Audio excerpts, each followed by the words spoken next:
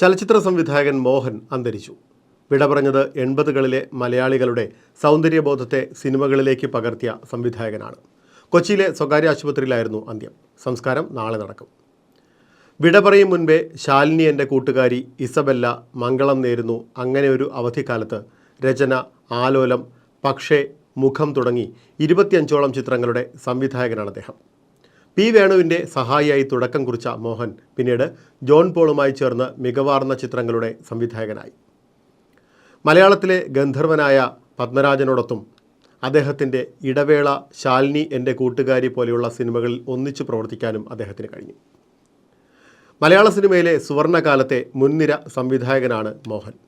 കലാപരമായും വാണിജ്യപരമായും ഏറെ മുന്നിൽ നിന്ന സിനിമകളായിരുന്നു മോഹൻ്റേത്. പുതിയ കഥാപശ്ചാത്തലവും അതിനു ചേർന്ന അഭിനേതാക്കളും നവീന ദൃശ്യചാരുതയും മോഹൻ്റെ സിനിമകളുടെ പ്രത്യേകതയാണ്. 2 പെൺകുട്ടികളിലൂടെ മലയാള സിനിമ അതുവരെ ദർശിക്കാത്ത പ്രമേയത്തിലൂടെ ചരിത്രം സൃഷ്ടിക്കുകയായിരുന്നു മോഹൻ. 1978 റിലീസ് ചെയ്ത വാടക വീട് എന്ന ചിത്രത്തിലൂടെയാണ് സിനിമാ രംഗത്തെത്തിയത്. ശാലിനി എൻ്റെ കൂട്ടുകാരിയിലൂടെ ശോഭ എന്ന നടിയുടെ ഏറ്റവും മികച്ച പ്രകടനം തിരശ്ശീലയിലെത്തിച്ചു.